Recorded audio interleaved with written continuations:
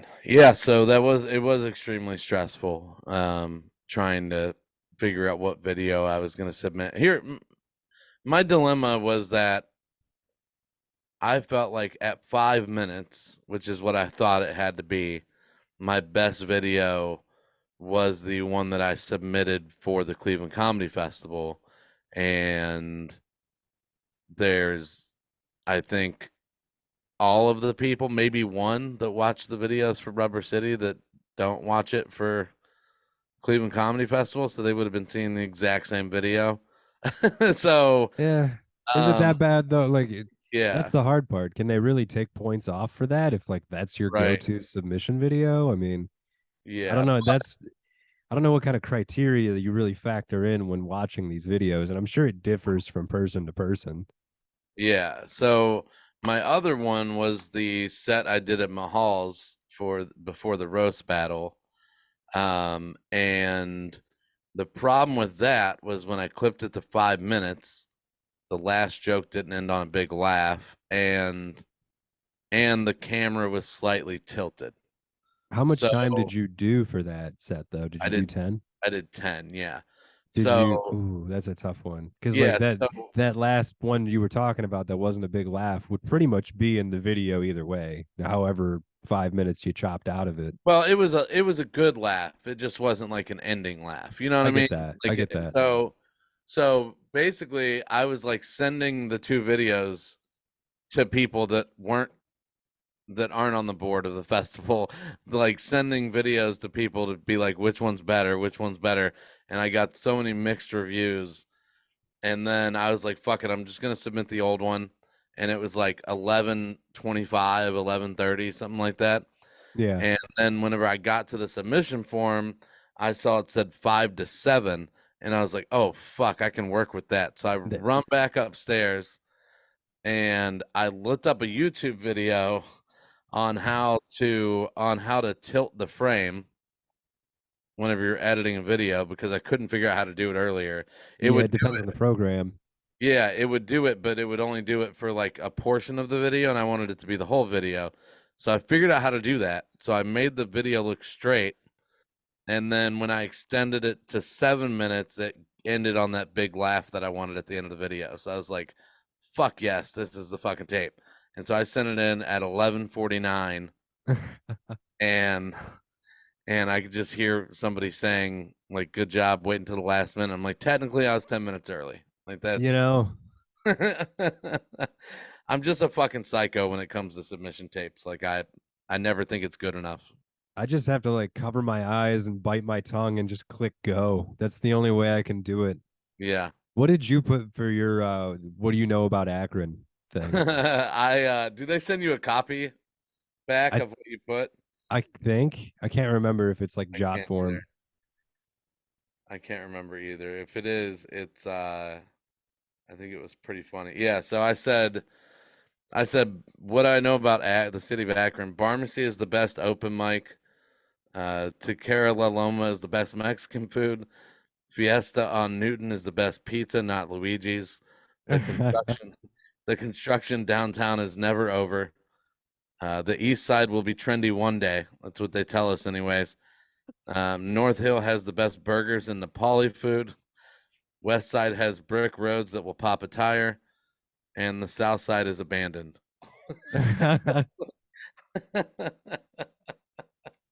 What was the email they sent you?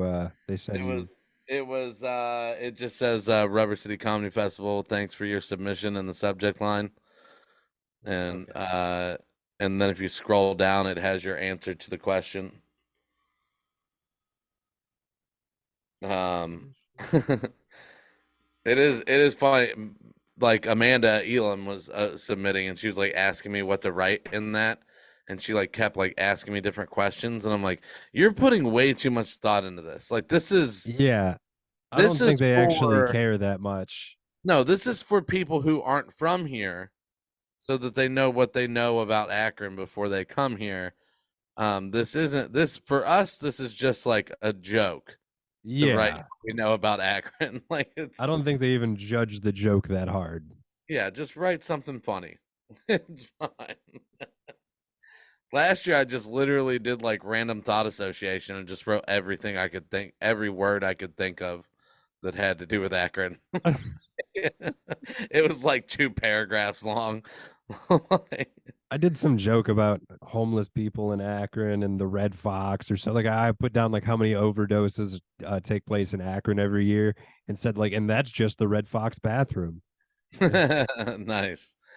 I can't Uh, find the reply email, but I put something along the lines of like LeBron James, like what movies he was in or something. Like I was like, Akron's home to uh, a very famous actor, LeBron James. He's known for his movies or something. And yeah, I got added to another comedy roster. Um and the first two shows that they sent me were Saturday night in Nebraska or Friday night in Nebraska. Um $100 in no hotel yikes. and a Thursday night in Minnesota for $100 in no hotel. So it is, It is just horrible. yeah, yeah. Well, that's for features though. Like if I think by the end of the summer, I should be able to confidently take the headlining spots on those. So, Hopefully, but I they mean, like, still, but they still don't pay enough for, they still don't pay enough for you to travel to another state. Like it's like 250 for the headliner or something like that. yeah. Yeah, but what was that? What just came unplugged? Something just came unplugged. I don't know. I got Um, nervous. I was like, I didn't move, I so I hope think not. I think we're all right. So I got the Seinfeld Obama poster today from Amazon, and I am sending it back because it is blurry as fuck. It looks like a copy of a picture. It's not like the actual poster that's pictured on Amazon. What the hell? Yeah. You got your So wish.com poster? pretty much pretty pissed off about that. It looks like it's just a really pixelated picture. Yeah. Like it was like a it looks like it was probably like a 5x7 that they blew up into poster size. You know, like it They just just does didn't not. factor the quality difference in. Right. Yeah. So pissed me off because it was the longest thing that it had the longest shipping time for anything that I ordered. So I've been waiting for it for like a week and a half. Maybe they were having printing trouble. That's what kept them. Yeah. Yeah. Um, so that pissed me off quite a bit, but everything else is here for the podcast. So I think in the next couple of weeks we should probably get some experimenting going on with the new Yeah. equipment. Yeah. Jimmy and I are going to be out there tomorrow for the open mic at the Funny Stop. Well, So, it won't be set up tomorrow, but well, I was thinking next weekend because I'm working next weekend at the Funny Stop, but I'll be in town at least, so we can do sweet. Saturday, Sunday, whatever you guys are good with. We'll see what everybody can do. But yeah, I made the promise, I think on the podcast last week, but to a couple people, that we will have an episode out of the Bomb Hard before the Rubber City Comedy Festival. That's a guarantee. For So sure. I'm just giving myself and Harrison and everybody a concrete deadline to have one out. So but I really think like the quality of the video and whatnot is going to be incredible compared. And I think we've come a Yeah, long way as far as actually doing podcasts. yeah, and it's not as niche as this podcast, so it's going to be uh appealing to a wider audience. Like, I mean, this podcast basically, like, we love our listeners, but it's basically like news in the Cleveland comedy scene. Like, it's a pretty niche podcast, you know. Like, And just news at that yeah, point. It's news in the yeah, Cleveland comedy scene, news here and then news there. That's what we yeah, do. yeah. So I think it'll definitely have broader appeal, and I think YouTube just has broader appeal. So Yeah, I think there's a lot more people on that. yeah, and whenever you have 3 people sharing it every week compared to 2 or 4 people, I guess if Harrison shares it too. Yeah. So I mean, it makes a big difference. So it'll be fun.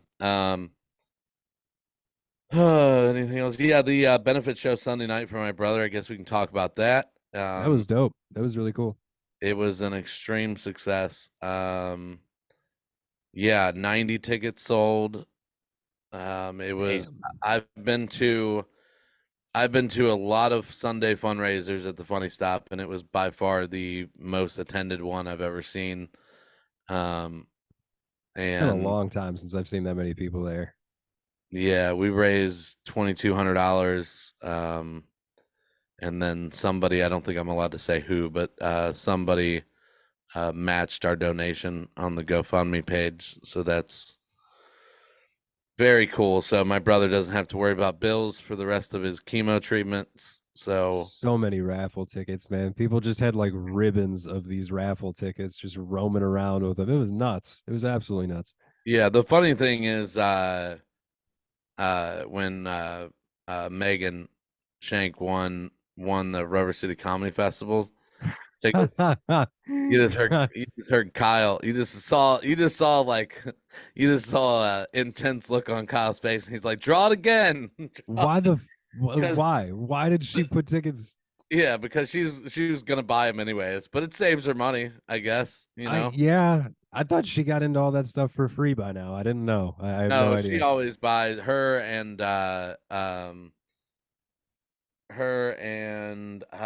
Alyssa and a couple other their friends usually buy fest passes to go. So That's cool. yeah, I yeah. guess she should win super fan at the Cleveland Comedy Awards. Yeah, man. I really hope she does. It, Larry ended up winning his own basket. I still can't believe that. Why the hell yeah, didn't Larry Brian put it? Gallagher told me that tonight. We were talking on the phone for a minute, and I was like, I did not realize that at all. Yeah. Oh man. I was like, Larry, why'd you put tickets in for your own basket? And he's like, because I knew what was in there. I was, all right, dude, you do you, man. Oh my God. He likes margaritas. Who He's doesn't? such a nice guy, but also such a weird guy. Such an old man about things. He does old man stuff.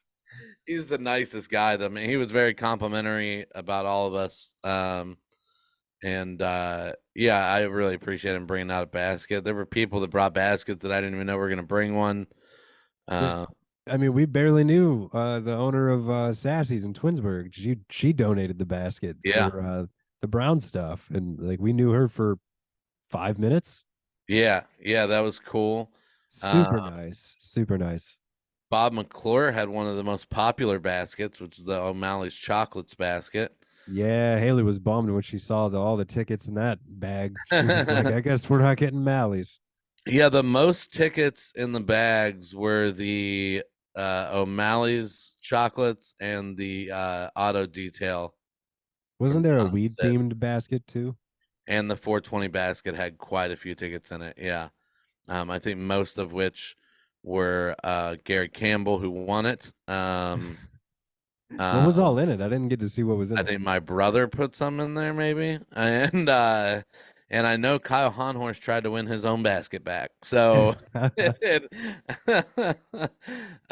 it was like some. I think there was like some Delta 8 gummies and stuff in there, and like I don't know, like some rolling papers, some blunt wraps. I saw. That's pretty Uh, sweet. yeah, yeah, it was quite a bit of stuff. I didn't really look at it too extensively. All I saw was the blunt wraps and a bunch of different candies, so I figured they were Delta 8 candies Yeah, or something.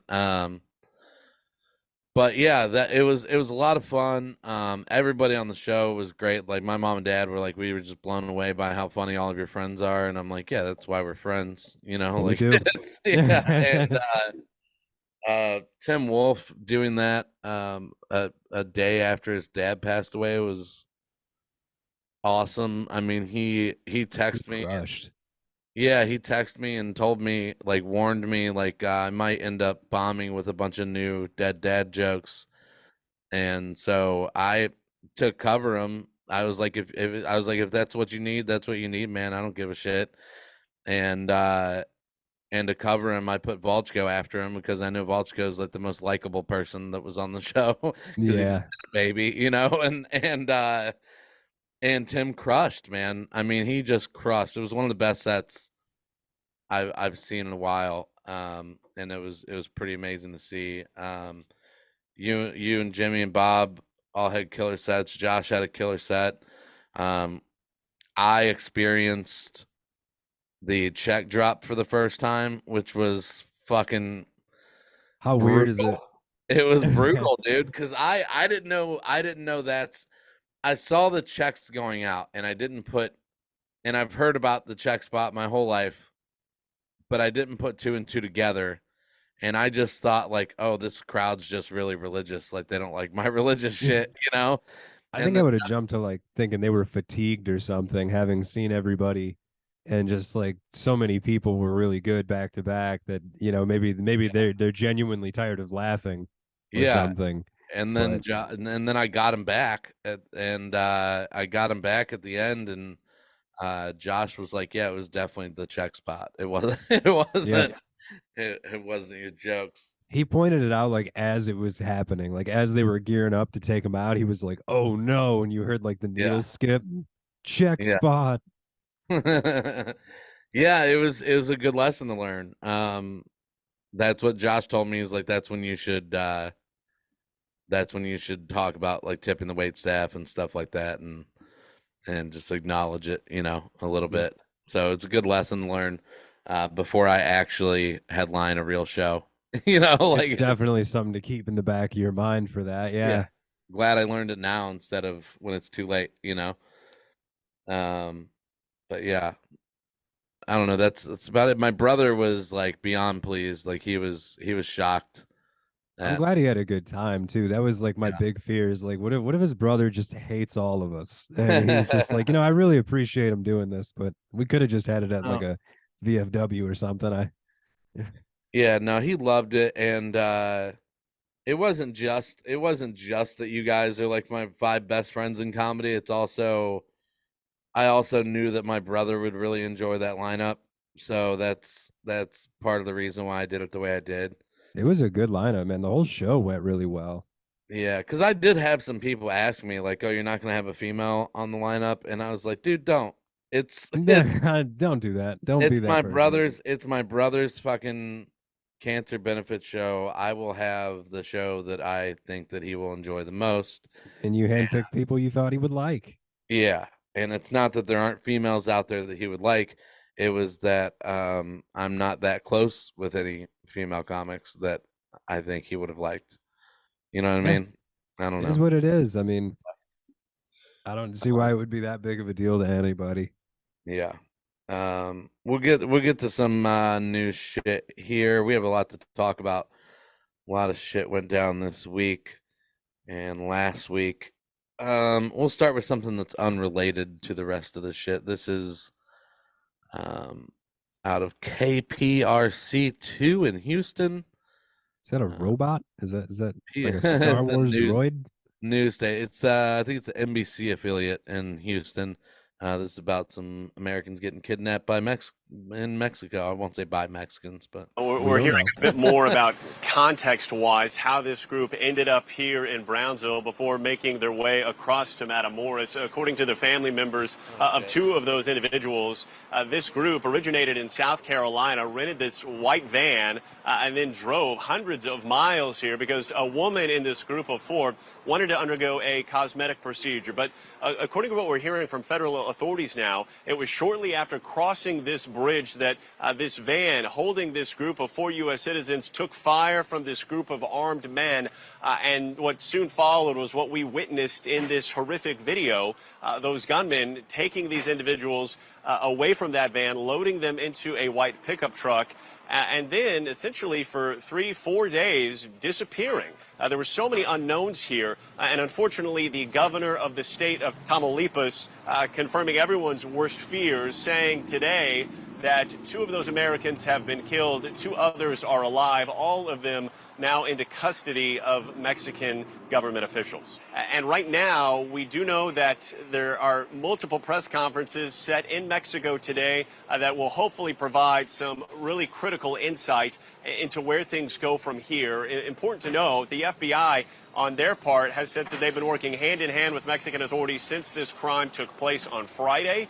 And just because these Americans are now in the custody of Mexican officials and on their way back to the U.S., or the investigation into finding the individuals and the potential group responsible is just beginning here. So, Man, you were right. They were Mexicans. well, as far as I understand, they really don't know who did it yet. And they don't know why. But Nor it's did they tell us what the cosmetic procedure was. I was real curious. I was like, well, if it was just like a nose job or something, all right, right. that seems not worth getting a bunch of people kidnapped over. That seems a bit much. Yeah. Yeah. Now we're talking like unsafe levels of boob size increase. Like, all right, we'll let a few people go for that. I'm I interested. I think that would happen more in LA. I don't know. What, kidnappings or boob jobs? Boob jobs. Ah, Or both. yeah, probably both. Kidnapping for boob jobs? I don't know. Was that a thing? How ironic would that be? Like maybe they were kidnapped so that like one of these like gang members' wives could have a cosmetic surgery. Like, oh my God, small world. Two people did die, so I hate laughing about it, but it is That's true, but uh you I gotta don't know, weigh man. what's going on. You gotta weigh what's going on and They why it didn't even happened. say, so they got kidnapped on like a Mexican street. So like they didn't Yeah, get like kidnapped from like a resort or something. So I mean we don't know all the details, but I think this just confirms the adage that everybody has been told, is that when you go to Mexico, don't leave the resort. pretty much. I This mean, shit like that happens. yeah, I mean, it wasn't even like they had a chance to get away. They just started shooting at their van. right. Unless you're in like Mexico City. I hear Mexico City's rather safe, I guess, but I don't want to find out. I don't want to go try my luck. yeah. Oh man. But we go a little north of Mexico. In San Diego. This is the CBS affiliate. This is I don't even know what atmospheric rivers means, but maybe they'll tell us. Sounds like a Atmospheric Floyd rivers album. are expected to slam California in the coming weeks, bringing heavy rain to higher elevations and triggering rapid snowmelt. CBS 8's Abby Black reports on the potential for a major flood event. Abby? Meteorologists say with the forecasted atmospheric rivers, they expect to have some major flooding, some that we haven't seen since back in the 70s. 2 atmospheric rivers, possibly 3, moving into California in the next 2 weeks are expected to dump heavy rain in central California and trickle south. And that's going to enhance some of the ongoing snow melt and add to problems with potential flooding. Meteorologist Alex Tardy with the National Weather Service in San Diego held a webinar today about the upcoming storms. So this potentially is a very active weather pattern starting March 10th and rolling through March 20th. He says the cold conditions, snowpack, and rain could cause unsafe conditions and major damage. The earth tends to let loose a little bit. You get more rock slides, you get some mud flows down on the highways, and then you also get flooding in some of the communities where the water has nowhere to go. There's an unprecedented 10 feet of snow in the San Bernardino Mountains. If it melts, Tardy says that translates to 8 to 12 inches of water. We have to go back to maybe 1979 to see a comparable storm, even though this appears to be even more than that. Tardy says when we look at it locally, 2017 and 2019 flooding is somewhat comparable to the record. This season, there's been a dozen or so atmospheric rivers in California, including in San Diego. The most notably was around the new year. CBS 8 meteorologist Sean Stauss gives us some insight into how atmospheric rivers act. When you see the pinwheeling of this storm, it becomes like a conveyor belt, and it just grabs it and pulls it through, and it just keeps dragging all that moisture over the same area day in and day out and day in and day out. While Central California is expected to face the brunt of the flooding, Southern California is not in the clear. So all it takes is a little ripple in the jet stream to make that plume of moisture sag a little bit south. You still have some time to prepare. Clean out all the drains around your house and make sure that water flows freely away from your home. The first atmospheric river River is forecast for Friday and Saturday, the next one on Monday and Tuesday, and possibly another one in the next couple of weeks. Get ready, it's coming our way. I'm Abby Black, CBS 8.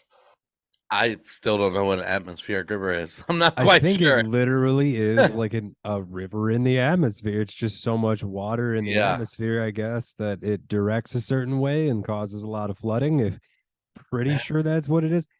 That's nuts because I thought I really had this whole water cycle thing down, but they just keep adding new shit. Yeah, dude, that's crazy. That like I don't know, isn't it like it might be like disastrous like right now, but isn't this a good thing? Like isn't like California like They complain about a water shortage quite often. weren't they like running out of water? Like I wonder if this is gonna like refill the reservoirs and shit. Like All those fucking snowflakes. Like, oh, one day, oh, it's too dry. Next day, oh, it's too wet. well Oh, now there's too there's many homeless. well now there's really a lot of snowflakes that are gonna melt in There might be. California. California, snowflakes headed your way. Yeah, dude. Hopefully this does result in a long-term positive thing and fills up some of those reservoirs. I don't know. Like it sounds like the whole state's going to be affected, so I don't see how it couldn't. Yeah, I mean they treat this like it's going to be a problem. Like there's going to be a lot of flooding and people aren't going to know what to do about it, and property damage and all kinds of shit. Seems like it's just too expensive of a place to live anyway. So maybe this will thin the herd a little bit. Maybe this will bring some California prices down. I don't know. Yeah. I'll never go live there anyways, but No, screw that. but I always feel bad for people whenever it's weather disasters and you can't really do shit about it. Yeah, especially because I mean there is a lot of homeless people out there, and I mean what the hell are they supposed to do? Yeah.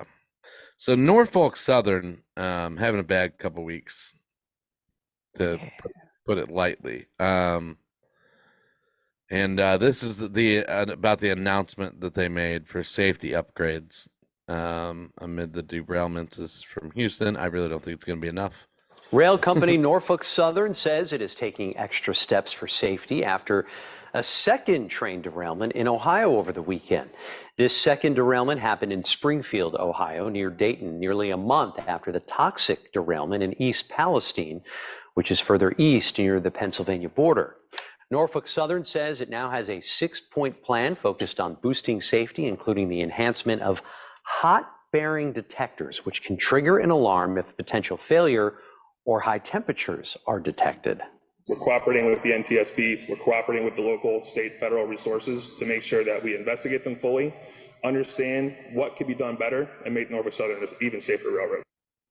So I don't get that because they already had that. Yeah, I do distinctly remember them saying that their detection systems didn't work or something like that. No, they did work. And the conductors slowed the train down, but it wasn't enough to stop it from derailing. So what good is it going to be now that you just know Right. the bearings are hot and you can't stop? Like what difference is that going to make? Yeah, I have no idea. But before we keep going on that, this happened I think today. This just sounds like bad luck for Norfolk Southern. That's right. But right now we have new details about a crash early this morning here in Cleveland between a dump truck and a Norfolk Southern train that killed the train's conductor. Emma Henderson is with us. She has the latest details for us, and we've been hearing an awful lot about Norfolk Southern obviously having issues specifically here in Ohio, but a lot of new news right now. That's right. And in this situation, it actually appears that the dump truck filled with limestone drove into the front left side of the first car of the train. The conductor was on the outside of the train car that was hit and died. The victim's name, we've learned, is Louis Schuster. I spoke with a rail expert about the limited details that we have available so far. He said the train conductor was likely doing something called riding point, which is where they're usually on a ladder on the outside of the car with a radio so that they can have contact with the engineer. He believes this because of the part in the police report that states the conductor was riding on the outside of the car at the time of the incident. My heart goes out to his family. That's just a terrible, terrible thing to have happen. And our industry, it's one of those things that comes along that we have to deal with, and it's tough. According to the Federal Railroad Administration, in 2021, out of the nearly 900 fatalities on railroad tracks, 11 of them were railroad employees. And so coming up at 5, we'll take a deeper dive into the numbers. I mean, that's just bad luck, it sounds like. That's just Yeah. being a dump truck. Dude, those guys have those dump truck drivers like are fearless and feel like the road is theirs because It kind of is. I mean, out in front of my factory in Kent on 261, that corner of 261 and Mogador Road, every bad accident that happens there is because a dump truck like ran a red light and hit somebody, or just like the person didn't see the dump truck, or it's always a dump truck involved. And that's And so much weight. That's so much weight to be moving that fast, to just be that careless with, man. Like those can do so much damage. yeah, it's just that's just unfortunate for Norfolk Southern that they had another accident that sounds like it wasn't their fault, but Do you think these just happen all the time, but because of this most recent incident in East Palestine that now they're reporting them more, or is this just oddly coincidental in recent days? That's what gets me thinking about it. Not that makes it any better. Like, oh, trust me, it's fine. These happen all the time. Like, no, maybe they just shouldn't be wrecking trains all the time. I mean, that's a pretty big coincidence that this conductor was hanging off on the ladder and the dump truck hit the ladder that he was like, that's Yeah. that Like is two things moving at the same time. Yeah, that's destiny right there. That is just final destination shit. terrible luck. Well, Dilbert's racist. We'll move on to that. All right.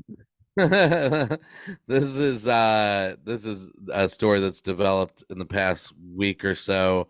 This is from the Today Show about the creator of Dilbert.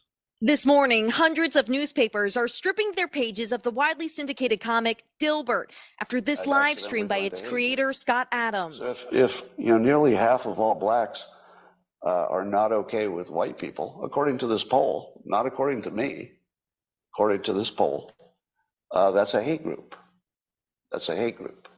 Adams referencing a recent poll during his YouTube show Wednesday and taking aim at Black Americans who disagreed with the statement, "It's okay to be white," a hate slogan used by white supremacists, according to the Anti-Defamation League. The best advice I would give to white people is to get the hell away from black people. His rant igniting furor on social media. The once popular comic now dropped by a growing number of publications, including the New York Times and the Washington Post, denouncing his comments as racist and promoting segregation. My reputation for the rest of my life is destroyed. After a barrage of tweets and multiple live streams since the incident, Adams doubling down on his comments again on Sunday. Including the cancellations. This was all predictable. And I knew it when I said it, and I was okay with it. The 65-year-old says the media took his words out of context, and he was only advising people to avoid hate. Now catching the attention of billionaire Elon Musk, who tweeted, "The media is racist." Are we sticking with our useless greetings? Yes. Just check. Despite his highly successful comic that briefly reached TV screens, Adams has been no stranger to controversy. Months ago, the San Francisco Chronicle reported it stopped carrying Dilbert after his work made fun of reparations for African Americans. Fellow cartoonist Darren Bell says publications should now meet the moment. Newspapers have an opportunity right now to show who they want to talk to in this country, and I hope they think long and hard and pick the right ones. Adams says he'll likely lose most of his income in the wake of his comments. That guy's all note he continues to stand by. So, Dilbert's I don't racist. yeah, I don't really know what to say about it. Well, I guess Dilbert's been like slowly becoming a MAGA Dilbert in the past 5 or 6 years, from what I've read this week. I was curious. I this would be a pretty out of left field thing for this comic. Yeah. It's just really strange that you would say something like that on a podcast and then like continue to stand by it when you know you're just gonna lose everything you have. Like you have to be real racist to just be like, I don't give a fuck, I'll lose everything I have. This is what I believe. Like what the fuck? It's pretty expensive to be a racist when you're in that field. That's what got me is when they were talking about when Dilbert was making fun of reparations or something. I was like, what? I got to see that comic. What are you talking about? Dilbert is out here making race jokes or something like that in this comic? No way. No Yeah. way. I think we should title this episode Dilbert's a Dill Hole. I don't know. Yeah, Dilbert the Dill Hole. Man, that's it's great. I did get a kick out of it when they said that there was opportunities to come back from this in newspaper, and I don't think there's any opportunities in newspaper at all. I think it's 2023. There Yeah. probably not a lot of newspaper things going on anymore. Yeah, I'm sure there's still like papers in like Mississippi that are carrying Dilbert, and that was going to be my next point. The age demographic of people that read newspapers. You think anybody was like, we could just leave it in there, and yeah, who buys it buys it. That be that as it may. there's some Southern papers that aren't getting rid of it. Like I'd be willing to bet the Little Rock Times, if that's a newspaper, is gonna keep it. Is gonna keep it going. I don't know. I think the Little Rock Times has long passed, my friend. The Little man. Oh man, They're passing out T-shirts that say "I stand with Dilbert." yeah. Oh, he's at least still getting in papers in Florida. We know that. Yeah. That's for sure. I guess BET dropped the show. Like, I guess they're probably not doing that at all.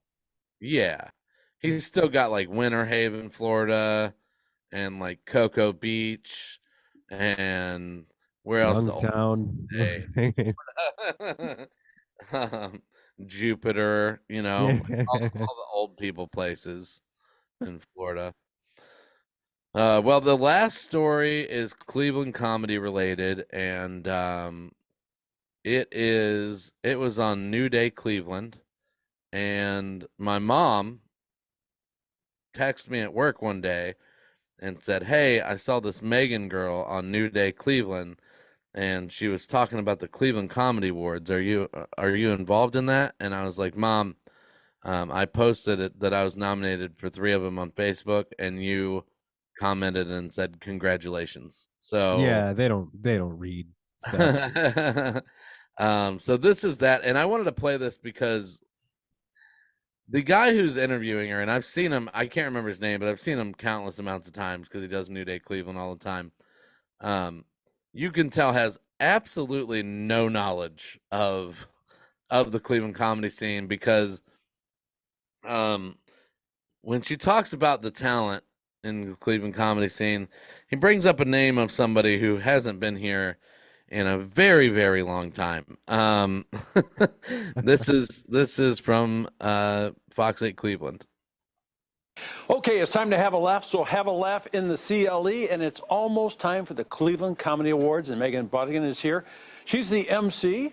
That's Megan, correct. you're the MC, huh? So how do you prepare for something like this, being the MC? Well, it's You have not to be funny. No, not for this one actually, because technically I'm not the official host. I'm just going to be handling, announcing sponsors, announcing our nominees, things like that. But we do have a nationally well-known comedian who's going to be our host. His name is Dave Hill. Oh, great. He is hysterical. If you haven't heard of him, you should look him up. He's at Mr. Dave Hill on Instagram. And yeah, he'll be handling all the funny and all the entertainment throughout the night. Okay, let's talk a little bit about the event. So this is the 3rd time you guys have done it. So what's the history of this? How did it get going, and what have you accomplished?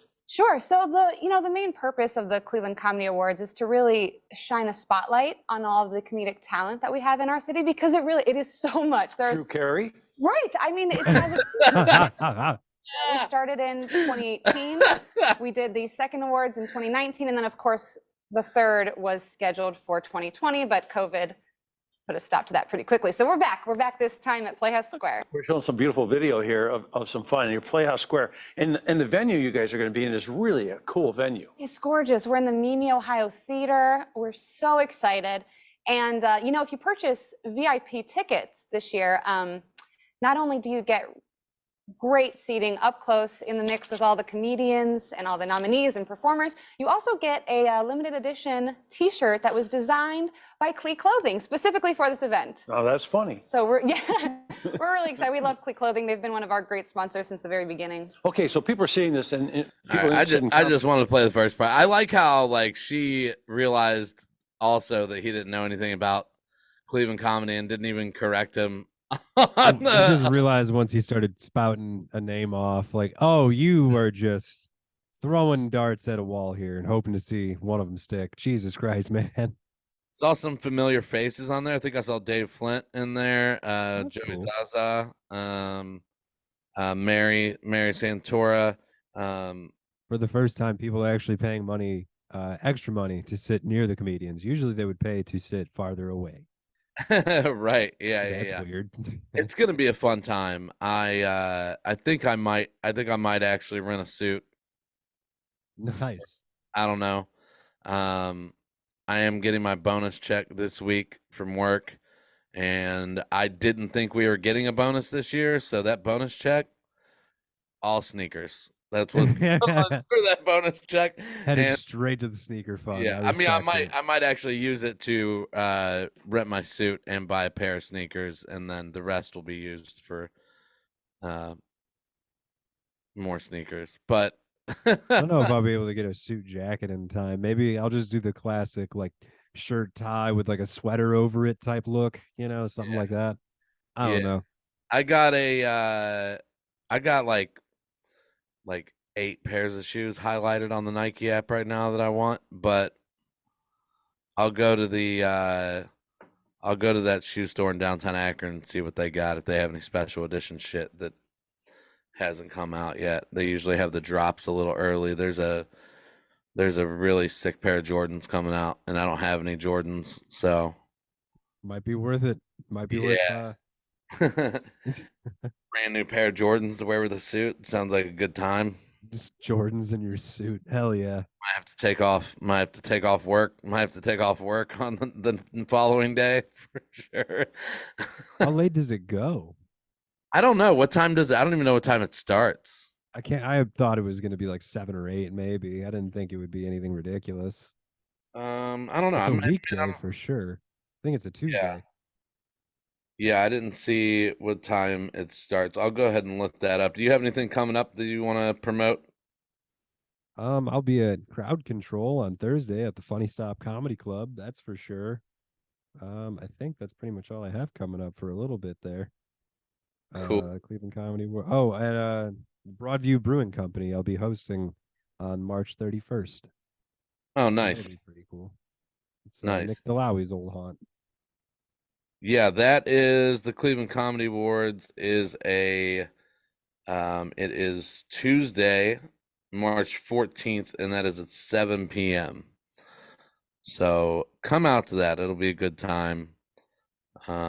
She's doing all of the rounds on the local news shows, so should be a good crowd, I think. I hope. I mean, they're doing it at the Mimi Theater, which is a pretty cool venue. That's where Mark Maron came his last time he was in Cleveland, I believe. And So we'll be there. We're the most important ones. yeah. Yeah. Yeah, but that's about it. I don't think I have much to.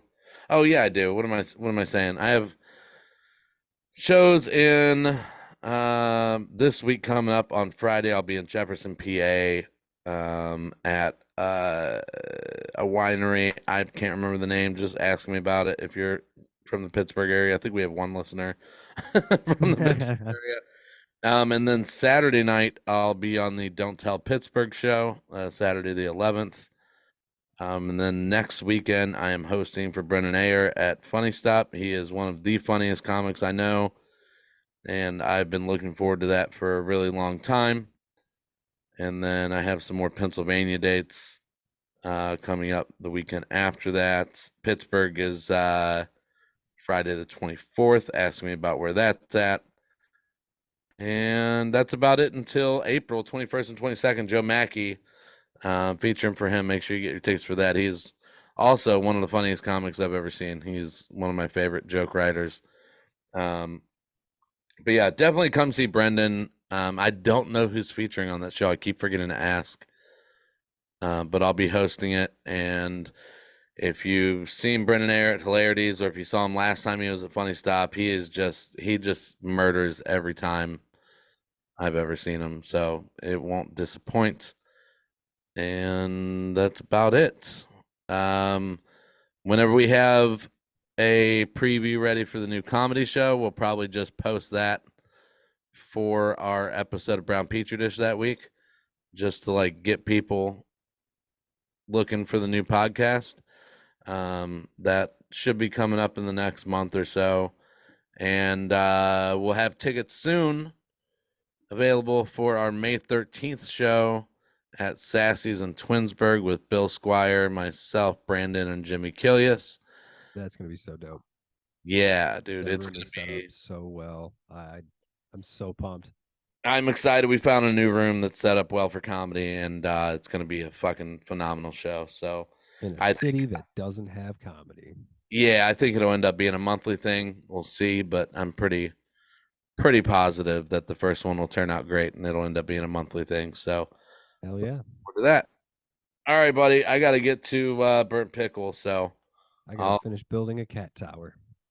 you weirdo. All right, I'll talk to you later. See you, man.